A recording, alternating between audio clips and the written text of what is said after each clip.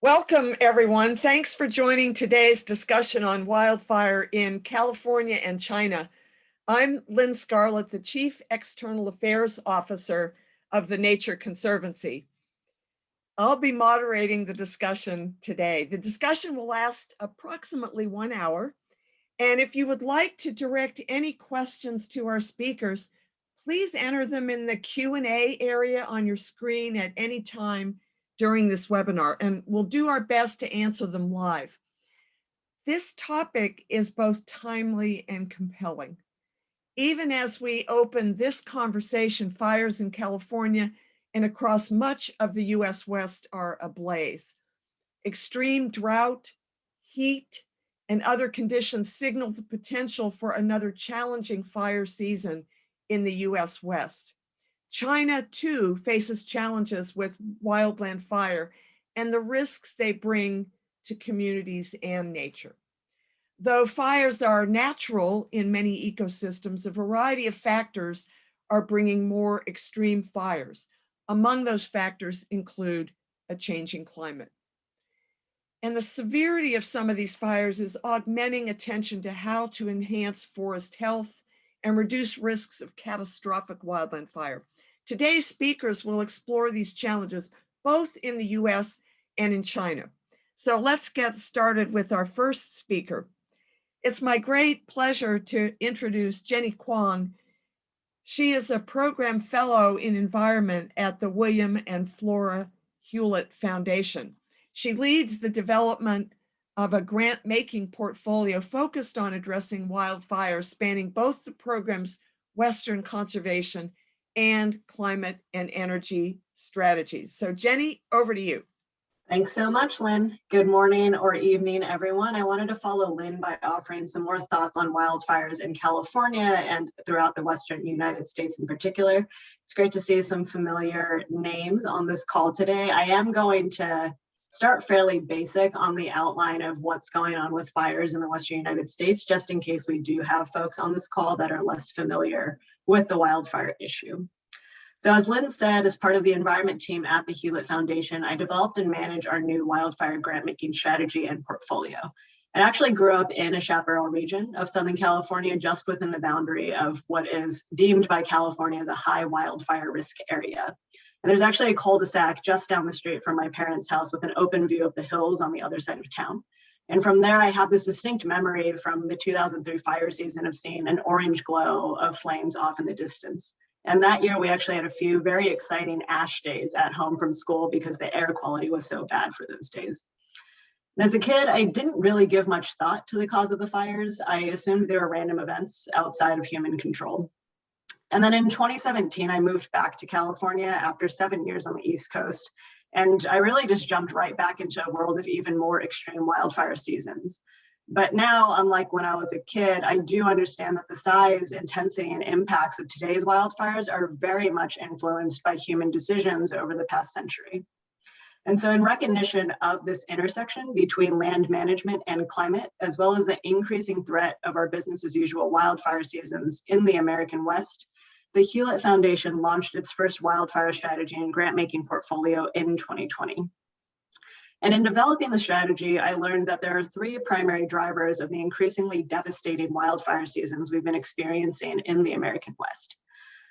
First, the United States operated for a century under a paradigm of fire suppression, which attempted to eliminate fires from our landscape instead of recognizing that many of our landscapes are actually fire adapted and fire dependent. If we think about fire as a cycle with a pre-fire, during fire, and post-fire piece, most of the focus within the Western United States with regards to land management has been on the during fire response part of the cycle. In some landscape types, this has actually led to dense vegetation growth, leading to more intense fires when a landscape does burn. And these fires can disrupt even ecosystems that are historically adapted to different kinds of fire regimes than the ones that we've created through human interference.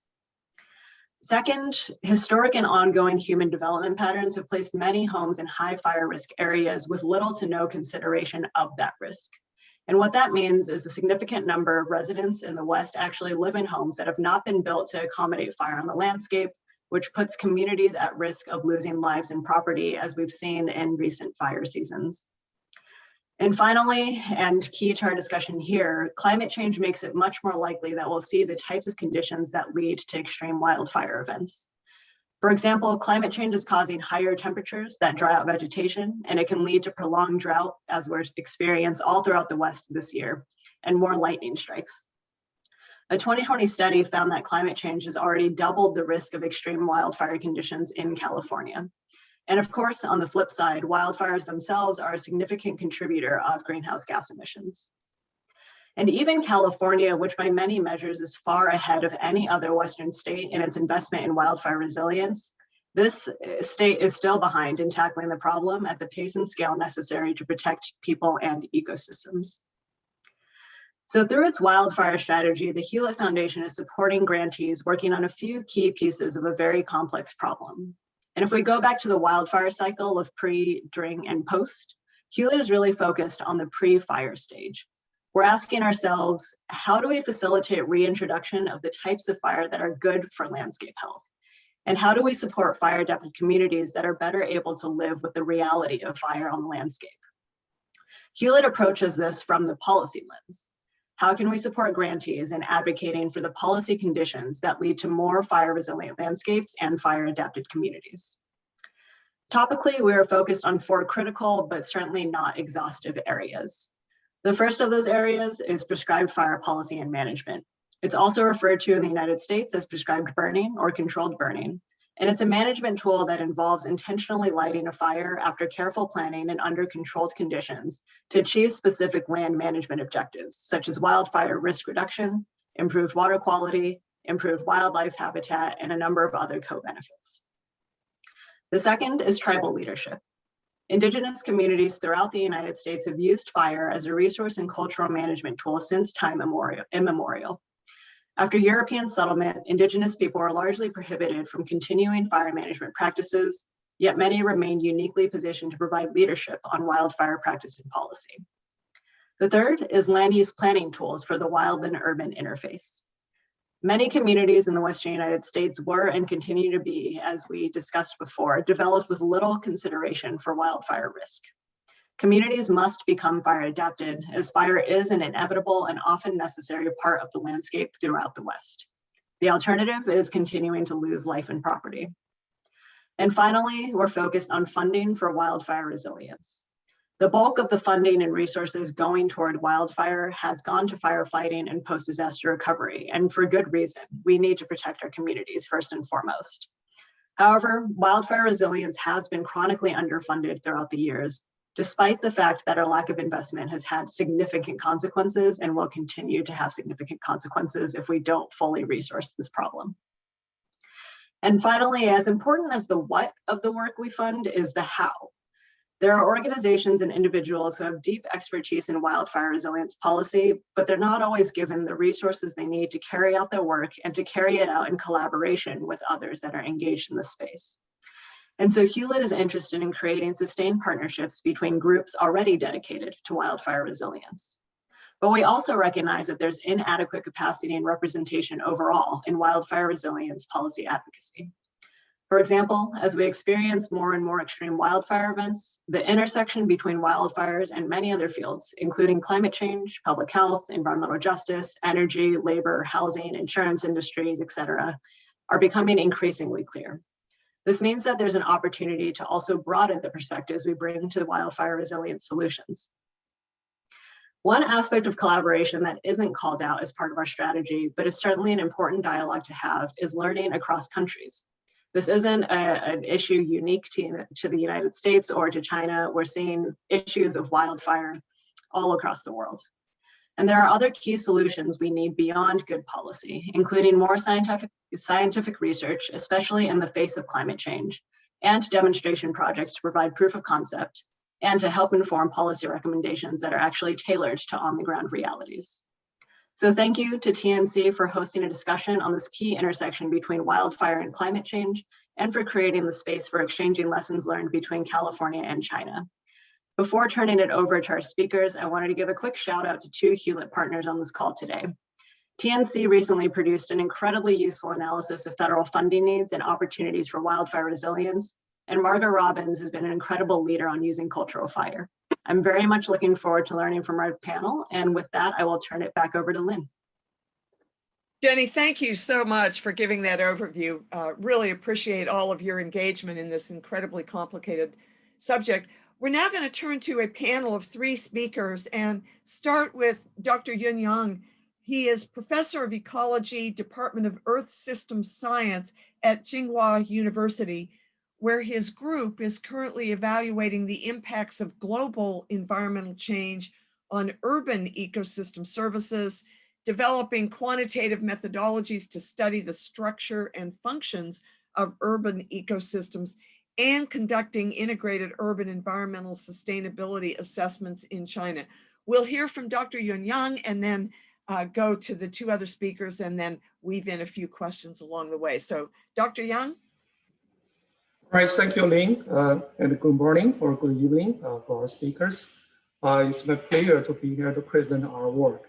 But before I begin, I want to emphasize this is a teamwork, and this part of modeling is mainly done by the Dr. He Jingyun and also Dr. Li Wei. So I'm going to introduce some initial results from a modeling work on the forest fire risks under future climate in China and California. So we all know that afforestation and reforestation has been considered as a top nature-based solution to climate change. On the left, you can see the top 5 NBS pathways for the mitigation listed by our colleagues from GNC published in PNAS in 2007. So both in China, the afforestation and reforestation has been listed by one of the 4 key strategies to reach carbon neutrality by 2016. And there's an ambitious plan to increase the forest cover by 10 million hectares in the next 5 years. Also in California, TNC has identified opportunities to increase, to do reforestation in burned areas, riparian zones, and woodland. So, but here's a problem, so the fire. As our first speaker mentioned, that the fire risk is real, both in China and also in California. Here I show the cause of the forest fires in China between 1950 and 2010. And you can see the number 1 is for the moon burn and to produce charcoal. But the second one is to burn Jewish papers to your ancestors during the tomb sweeping days. So they're both used for production and also for cultural reasons. People cause those fires. So we want to model these fire risks under the future climate change and also under the scenario of putting into a large-scale reforestation effort. We use the model is called ORCID, which is a dynamic global vegetation model. Basically, it can model the change of the carbon cycle, and also there's a fire module which can simulate the fire risks in the future. So here is our model setup. So we have 4 scenarios. The first one is just business as usual. We used the 2019 net use as the input. And the next 2 are from the SSP, the pathways, the representative concentration pathways. That means we will see the temperature rise, but it's below 2.6 in the future. And the next one is our maximum forest cover scenario. So basically, we want to restoring the forest cover to the historical maximum. So that means back to 1700. So any reforestation situation will be falling between this reference and this historical max forest between this range. So here are some results. So first of all, the forest carbon storage, we can clearly see that the reforestation can increase the carbon storage both in China and California. The magnitude in China is larger because you have more reforestation areas. It's kind of smaller for the California. It's about 0.12 spectrum carbon.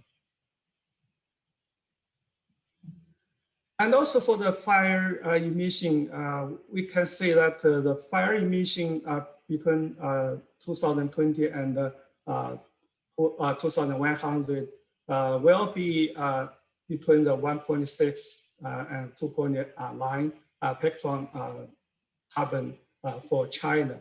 And most of those fires will occur in the southwestern part of China. In California, the fire emission will be less than 0.1 picton carbon between the 2020 and 2100. And the main fire emission will occur in the forests of the northwestern part of California. As you can see from this map, where the color, the green color represent more emission. So here come to our conclusions. Certainly the reforestation both in China and in California can increase the forest carbon sinks. But the carbon sinks, the increase is not huge. There are some reasons because in China, the future of plantation will mainly occur in those regions that are not ideal for forest growth. So the growth of the forest will be poor, and the carbon benefits will be lower. And also, if you twin the grasslands into the forest, you get more carbon storage above ground, but you reduce the soil carbon sink. The forest, in terms of forest fire, the forest fire in the southwestern part of China and also the northwestern part of California will be more due to the climate change and the reforestation. And there's a clear pattern that the association between the reforestation areas and the fire risk is nonlinear. Basically, that means if you have more reforested areas, that does not translate into more forest fire risks. In certain parts, you replace those grasslands with the forest, actually that can reduce the forest fire risks due to a higher bulk density of the fuels. But I have to mention all this, those simulations was conducted under assumption the human fire pattern will not change, and also we don't consider extreme mega fire, which become more likely both in China and forest in California. All right, so that's all my talk, and thank TNC for offering us opportunity to show our results. Thank you very much, Dr. Yang. And before I turn to our next speaker, just one question to you. As you have done this research, what are the implications either for policies in China in terms of forest management and or in terms of practices, that is what China is doing on the ground? Could you just offer a comment or a thought on that? Okay, I think the most clear message we have for the forest administration is number one, we probably cannot get as much carbon sink as we planned to have a large scale reforestation scheme put on the ground, because as I just explained in my talk, to put trees in a place where it's not idealized for their growth may not bring much as much carbon credits as we want. The second, for the first fire management, we can clearly say there are certain parts of China that will have more fire risks, and also those are parts that you can kind of see the population increase will become huge. So we need to pay attention to those regions and put in those forest fire management measures on the ground. I think that's probably the two messages we can give at this moment. Thank you. Great. Thank you very much. I did notice in your presentation that just as in California, so too in China, increasingly the fire ignition is associated with human action as opposed to historically where the fire ignitions often were associated with natural causes such as lightning. And so there are lots of challenges at that sort of human forest interface and how to reduce that human ignited fire situation. But let's turn now to our next panelist, Margot Robbins. Margot is a member of the Yurok tribe, and she is, oops, just a second. Am I back on? I lost my, am I on? Great. So Margot is a member of the Yurok tribe. She's the executive director of the Cultural Fire Management Council and co-founder and co-lead of the Indigenous Peoples Burn Network. Margot is the Indian Education Coordinator for the Klamath Trinity Joint Unified School District and is a mother and grandmother. So Margot, over to you.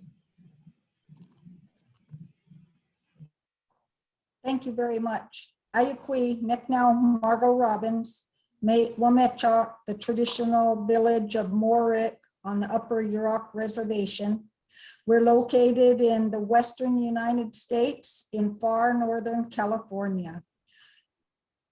This, by the way, is not a photo of me. It is a photo of my sister in fire, Elizabeth Azuz, who is a board member on the Cultural Fire Management Council. Next slide. So our reservation extends 1 mile on each side of the river. It is very steep, mountainous terrain, and we manage our land for living culture. For thousands and thousands of generations, our ancestors used fire to keep the land in balance. They assumed the responsibility for taking care of the land just as the land takes care of us. Traditionally, we burned from the ocean sides up to the mountain tops. As you can see, our land is very mountainous. It is has a lot of big timber on it. At one time, our land was about half prairie land. And as you can see here, that doesn't really exist much anymore. It's only 3% of what it once was. And so the Cultural Fire Management Council has set out to reclaim our traditional right to use fire. Our sovereign right to use fire was never given up by Native people. And so we are finding ways to reclaim that right. Next slide, please. Our culture is fire dependent. Our traditional food sources, our medicine plants, and basket materials rely on fire. Some of them are fire dependent, while others benefit from fire. Previous slide, please.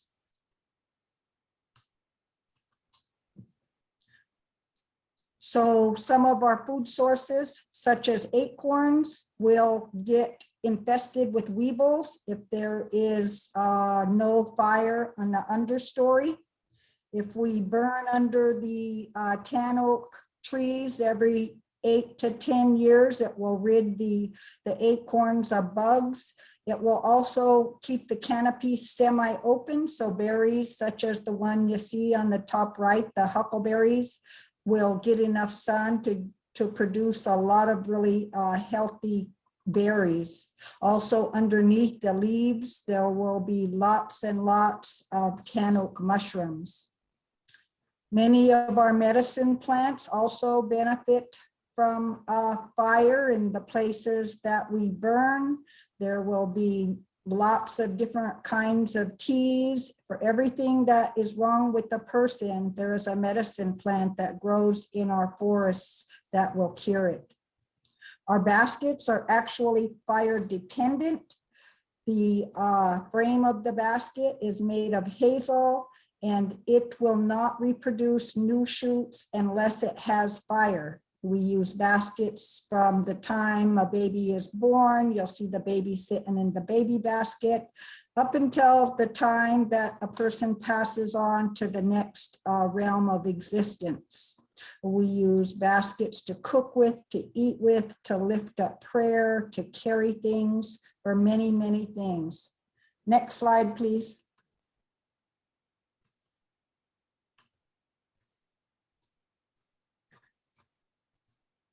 Since the fire exclusion policy that has been in place for over 100 years, our land has become very out of balance. It is very thick with brush, so thick that in many places you can't even walk through it.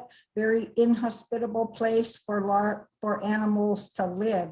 This picture that you see here is actually not quite so brushy as most of the land, but this is what one place looked like before we burned it. If we could go on to the next slide, we'll see what it looked like after the burn. So we have several ways of bringing back our traditional burn practices and to keep the fire under control despite the large amount of brush that is on the land.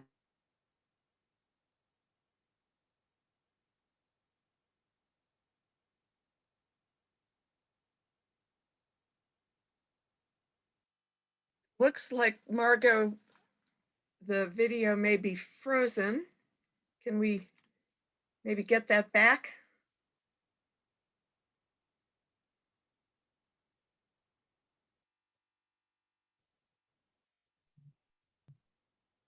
We may need to circle back to Margot. All right, well, we'll come back to Margot and move now while Margot strives to get back the video. We'll turn to our next panelist, Dr. Sarah Sawyer. And Dr. Sawyer is the regional wildlife ecologist for the Pacific Southwest region of the U.S. Forest Service. And that region includes 18 national forests covering 20 million acres of land. Her work focuses on the production, synthesis, and dissemination of applied science for wildlife ecology and management. And she currently works at the intersection of wildlife, fire, climate change, and forest ecology to inform conservation decision-making in California. So Sarah, over to you. So much. Sorry, y'all, I'm also having technical difficulties. So Toy, I will rely on you for my PowerPoint. And I'm just here on my cell phone and hope it works out. So thanks for having me. Happy to be here with you guys. Just to provide a little perspective from the Forest Service. I think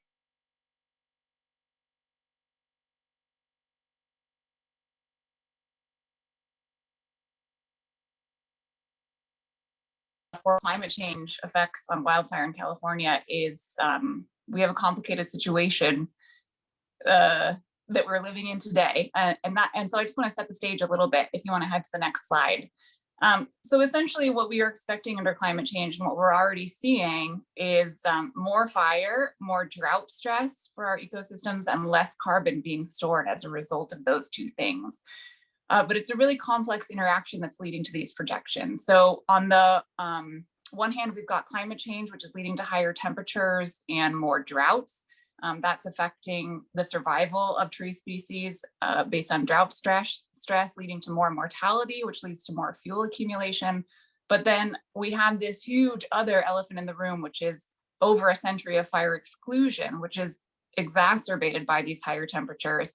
And as Jenny and Margot did a great job of describing, fire exclusion has also led to these dramatic ecological changes in these fire dependent systems, leading to higher stem densities, which means also higher fuel accumulation, leading to larger severe fires. And all of these things together mean that we're seeing more mortality over larger areas, which can lead to shifts in our species composition on our landscapes. And that in turn can lead to lower carbon storage as we see more invasive species or more shrublands where we used to have forests, which then gets us in this cycle of less carbon storage, more climate change, more fire. So how do we get ourselves out of this cycle? So a little more background, if you want to go to the next slide, which I think, again, other folks have done a great job of setting up. I just want to reiterate that in many ecosystems in California, namely our forested ecosystems, fire exclusion is just as big of a stressor as these uncharacteristically severe fires that we're seeing as a result of the combination of factors that Jenny described at the beginning.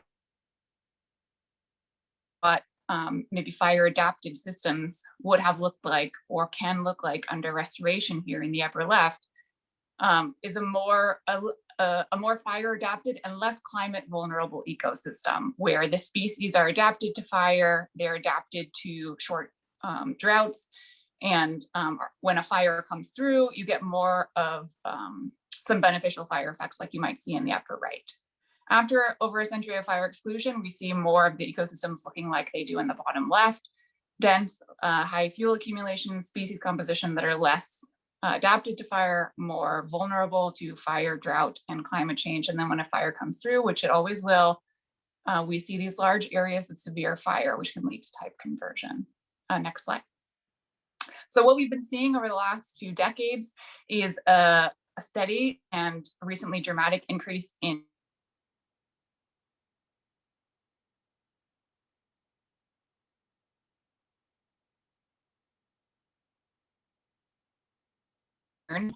and that's because historically we would have seen much more area than this burn on an annual basis. So 2020 was really potentially the first year in recent history where we got anywhere near area burned that we would have seen historically before fire exclusion and disenfranchisement of fire gardeners.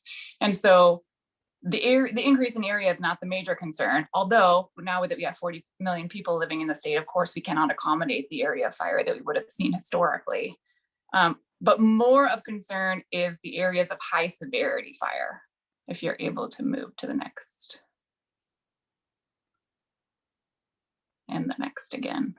So here I'm just showing in one region of California the dramatic increases in high severity fire that we've seen, especially in recent decades. And that gray bar is how much high severity fire we might have seen under a more natural or historic fire regime. So this is the major concern for us. So both that we're seeing a lot more high severity fire, and then also, if you want to go to the next slide, that we're seeing larger patches of high severity fire. And that's because the ecosystems are not adapted to this. This is where we're starting to get type conversion, get in this endless cycle of high severity fire, leading to a lack of regeneration, leading to type conversion, lower carbon sequestration.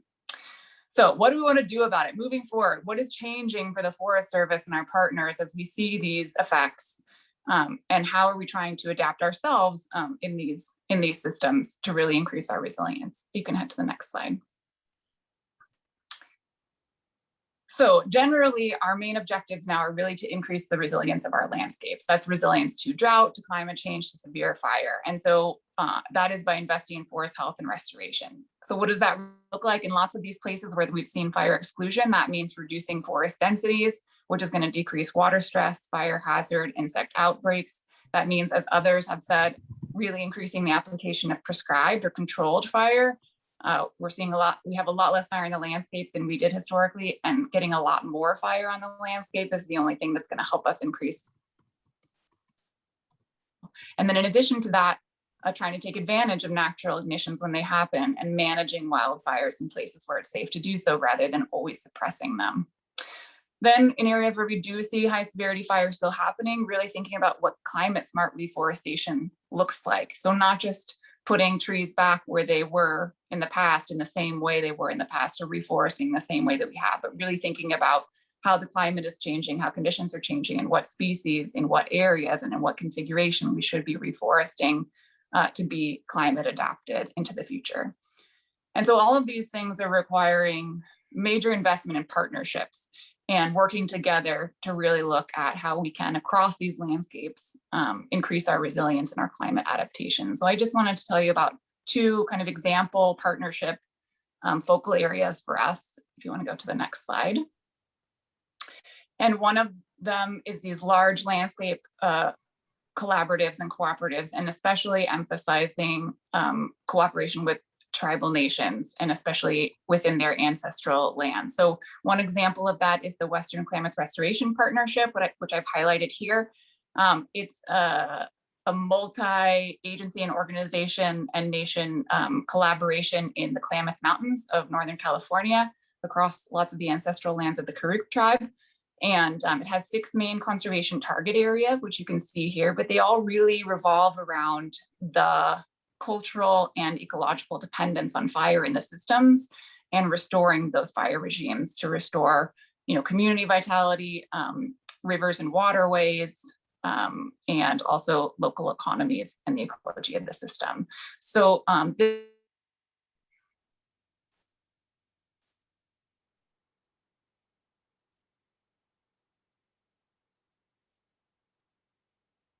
central focus on traditional ecological knowledge. Oh no, am I frozen? Can you guys still hear? We can hear you, Sarah. Keep Okay, going. good. You were frozen for a moment, but Woo! I apologize to everybody listening in. But Sarah, go ahead. Okay, not sure where I froze. So I'll just step back a tiny bit just to this initial success of developing a plan for restoring fire resilience at the landscape scale, which focuses on traditional ecological knowledge and integration of that knowledge. So then another major type of partnership that we're focused on, if you want to go to the next slide, is partnering with the state and with private entities in this state. And so the governor of California formed a forest management task force, largely in response to some of these large drought mortality events that we saw that are coming along with climate change. And out of that partnership came this year, California's Wildfire and Forest Resilience Action Plan. And so now we've formed a group that is co-led by the state and by the Forest Service to really implement this action plan. And the idea is to take advantage of partnerships across lands to increase our resilience into the future. And so we've just entered into this new shared stewardship agreement with the state that is focused on resilience and forest health. And then we have a number of additional memorandums of understanding with different entities in the state and also private entities to work on fuels reduction and fire resilience. And if you want to go to the next slide, there's just a quick example of what that resilience plan looks like for federal lands.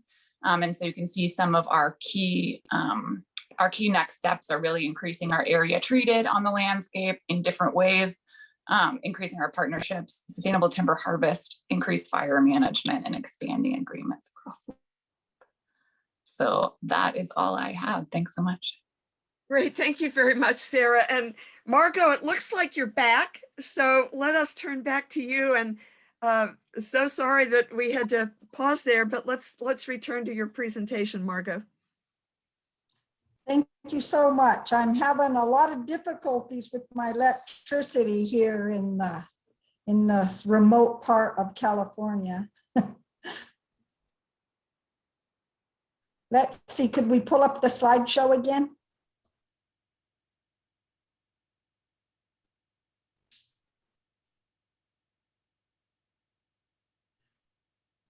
So the Cultural Fire Management Council is part of the Indigenous Peoples Burn Network, whose goal is to reclaim our traditional fire regimes.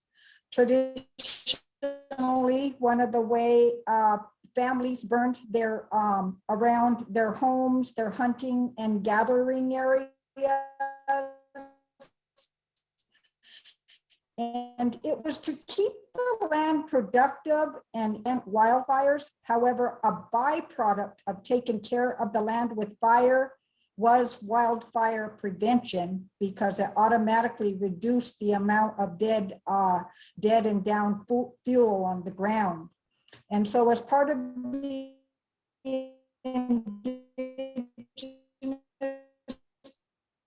work, we have started of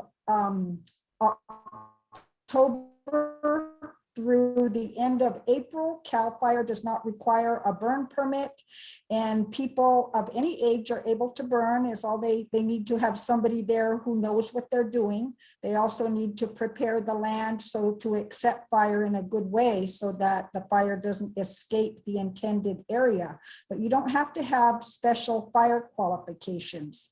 So that's one of the ways that we are reintroducing fire onto the land. Another way is with cooperative burns with the local tribe, the Yurok tribe, and Cultural Fire Management Council join forces. We have about between 12 and 18 qualified firefighters, and we'll do slightly larger burns between 5 and 10 acres. This particular burn is a home protection burn for an elder in our community. And after we started at the top of the hill and burned down away from his house, then we're able to come down to the bottom. So you can see in this next slide, the fire just slowly kind of creeping down the hill, because when you start a fire at the top of a slope, it will just slowly back down the hill, as opposed to wildfires that are racing up the hill, consuming more and more fuel. So as you can see in this picture, the fire is just slowly backing down the hill. You can see his house up above. Actually, that's his shop. He was in his shop working, and his wife was in the house as we burned first behind his house and then below his house. Next slide, please. Another way that we have reintroduced fire onto the land is we have a cultural burn training exchange. So this is not a traditional way of burning, but it does achieve cultural objectives. So we choose pieces of land that are rich in cultural resources. It has, a lot of basket materials or medicine plants, or we're also trying to open up prairies to make the prairies bigger, because at one time we had a lot of elk on our land and they like living on prairies and browsing, and we don't have elk here anymore. And so we invite firefighters from across the United States to come to our learning, and also to learn about the importance of fire as part of the ecosystem.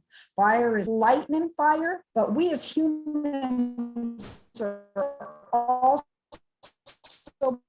part of that ecosystem, and it's our responsible way to keep the ecosystems healthy and in balance, to keep the forest resilient. So we will take these firefighters out. They come from across the United States and other countries. We show them the important plants that we're burning for, and then we'll put fire on the land for 5 or 6 days. Next slide, please. We do broadcast burns, which is where you're putting fire or a landscape. And this is the healthiest way to do burns, because it is getting rid of all of the brush on the landscape and sucking up all the water that the bigger trees and the important plants are getting. And it's also even charcoal on the ground. So it is in the water purifier that we put on our landscapes. We are actually leaving charcoal on the ground, which purifies the water. Next slide, please. Sometimes when we plan these training exchanges, the weather doesn't participate and it rains. And when that happens, piles. We don't prefer to burn piles because they sit and burn in one place really hot, and it can kill the soil. But it is one way to reduce the amount of fuel on the land. So this particular burn took place near the tribe's communication tower, and they had all these piles up there, which was actually a fire hazard. And so next slide, please.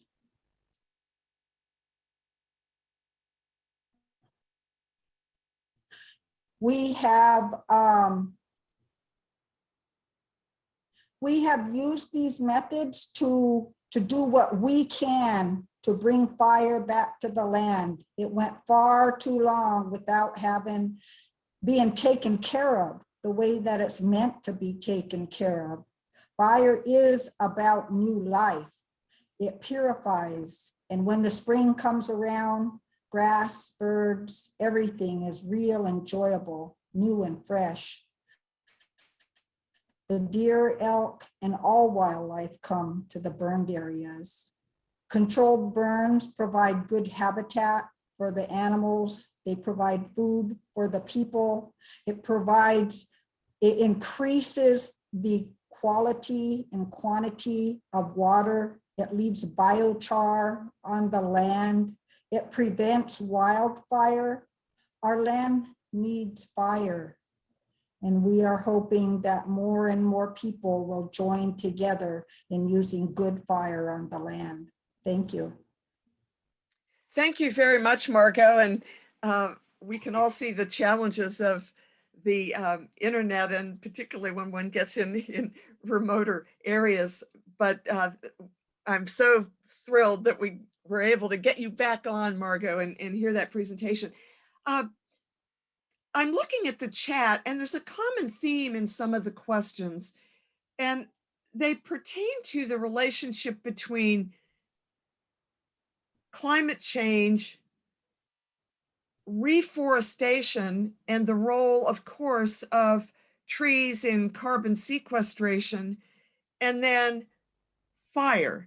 And some of the questions are, how does putting fire back into the landscape, and therefore having some of that thinning of the vegetation and so forth, affect the forest and its ability to sequester carbon and enhance carbon sequestration?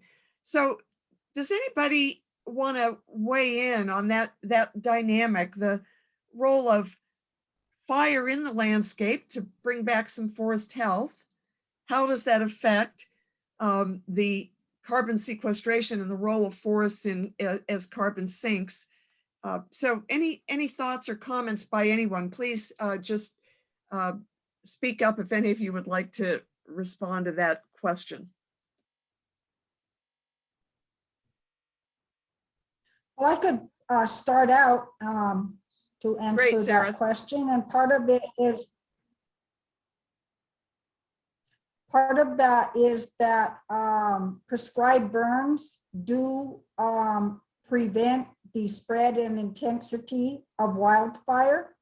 And when you are reducing the spread and intensity of wildfire, you are reducing the amount of carbon wiped out.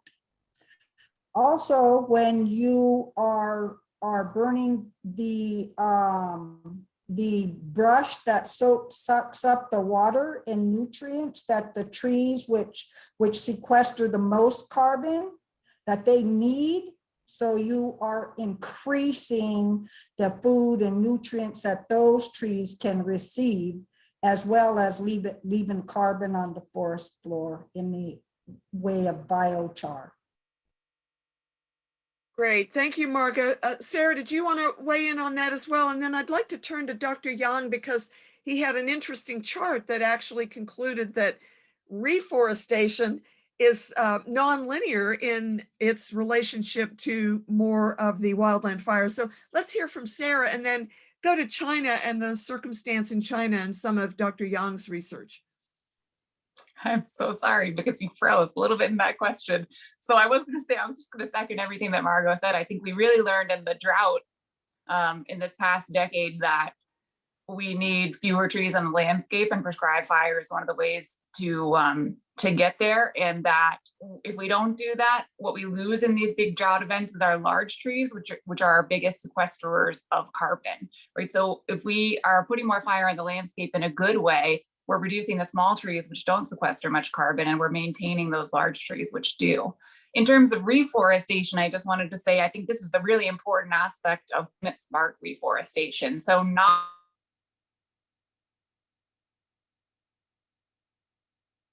Looks like Sarah's frozen again. So Sarah, we're going to pause on you and we're going to go. Oh, looks Bye. like you're back. You want to finish the sentence Yeah, and then I'll I go to got Dr. Young. Okay, technology is failing me today. Just that we want to reforest in such a way as to be ready to accept fire as soon as possible. Because if we don't, then we aren't really replanting to get a lot of carbon sequestration on the land, because we're just going to lose those trees again. So really thinking about getting fire back in as soon as possible in that process of reforestation. Great. Thank you very much, Sarah. So Dr. Yang, China, obviously different circumstance, the fire situation different, but could you talk a little bit more about that relationship between reforestation and the incidence of, let's say, unwanted fire? All right, that's a fair question. Well, I probably just get a quick response to a question raised by Sasa. So if we use the fuel from the forest as a biomass energy, will that be a sustainable solution? The answer is yes and no, because if we use the wood as a biomass energy, and then we combine that with the carbon capture and storage, it'll become a sustainable solution. But right now, the problem is with the logistic problem, collection and transportation, and also to pump the carbon captured in under the ground and storage permanently. Those are technical challenges. This is related to the reforestation and the carbon credits we can get from those forests in China. So right now the forest cover in China is already more than 23%. So there are very few places you can plant trees. If we want to increase the forest cover, we have to use sites that are not idealized for the trees to grow. Maybe just to twin the grassland or peatland into the forest. But those lands already store lots of carbon. So you cannot get much carbon benefits by converting that into the forest. In terms of fire risks, I would say because China has a different fire control regime. So in China, we have a total separation. So any fire, no matter it's big or small, you have to control it and put down it quickly as soon as possible. The problem here is the accumulation of the fuels.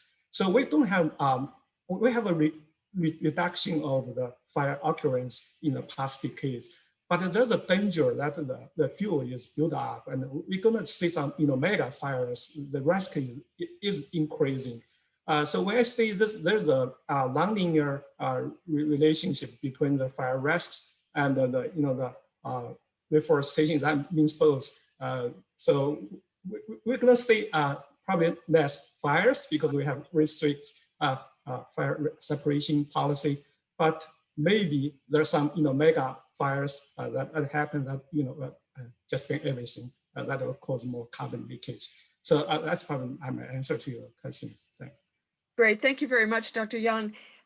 So let me turn to all of the folks. We've had a lot of discussion about the need to reintroduce fire back into the landscape. And of course, the U.S. Forest Service has been striving to do that for a number of years now, along with Department of the Interior and others in the U.S. states as well.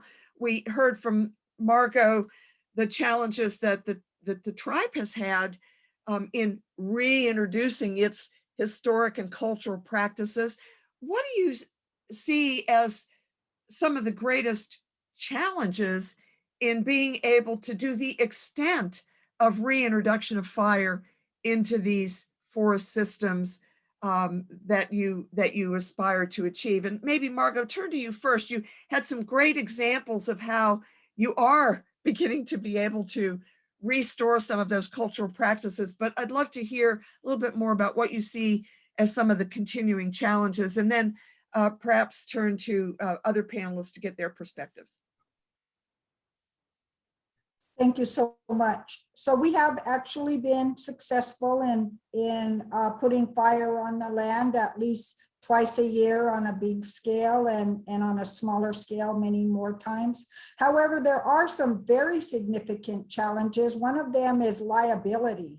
The insurance companies will not provide insurance for organizations that work with fire and even people. So that is a huge stumbling block.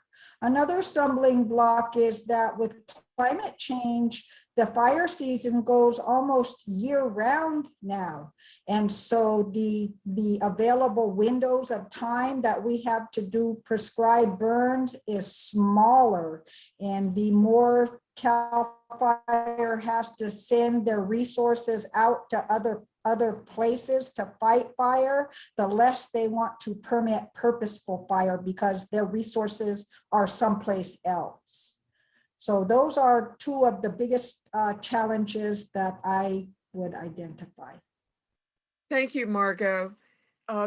Sarah or Jenny or others want to weigh in on that that question about the challenges of the reintroduction of I love the word purposeful fire, Margot. It's a good term, but anyone else want to comment on that? Sarah, it looks like you're poised to say something. I guess I would just add, I second everything that Margot said. I think a challenge for us is that we have a system that was built up surrounding fire suppression. And so we almost have to dismantle and reconstruct our system to be more focused on, you know, the purposeful introduction of fire rather than fire suppression. I think I've seen very encouraging signs heading that direction. I mean, one of them is that CAL FIRE, the machine that I never thought would move in that direction, has finally hired on folks who are dedicated entirely to prescribed fire instead of fire suppression. So I think if we can follow that lead and really start putting prescribed fire at the forefront, we can dismantle the system, but it is a challenge. And I think Sarah's answer alludes to the complexity of barriers surrounding it. There are policy barriers, there are cultural barriers within agencies, et cetera. I dropped a report in the chat that was led by the Karuk tribe and came out recently. That's pretty comprehensive about some of the barriers to burning in California, but there are plenty. And Hewlett is supporting a group of folks, TNC included, to work on federal prescribed fire policy that will hopefully come up with some policy recommendations across the spectrum of policy barriers. Great, thank you. It looks like we're just about at the end of time. So let me just wrap up by saying I really appreciate the participation of our speakers, our panelists, and those that have participated in the call. Apologize for some of our challenges with the internet. It makes me think about all those children who were reliant upon having schooling at home, and particularly in places where they may not have had reliable internet access, how challenging that must have been this past year. But thank you so much, everyone. And we can see that there's really good undergirding science, lots of activity that's moving in the direction of reintroducing purposeful fire, improving forest health, with the goal, of course, of reducing the risks of catastrophic wildland fire. But at the same time, I think, as Margot noted, also benefiting cultures, wildlife, just so many multiple benefits from these endeavors of trying to restore the place of fire on these landscapes. So really appreciate all the insights here and the insights about China too, and the different circumstances, and yet some of the similarities too, the role of forests in carbon sequestration, but how one thinks about doing that in an optimal way. Some of your own experiences in China with suppressing every fire, but what does that mean for the future in terms of fuel buildup? So lots to learn from one another and between China and the US as we continue to try to have healthy forests, address climate change, and benefit people, cultures, and nature. So thank you very much, and thanks for all who participated in this conversation. Thank you, Lynn, and thank you for this opportunity.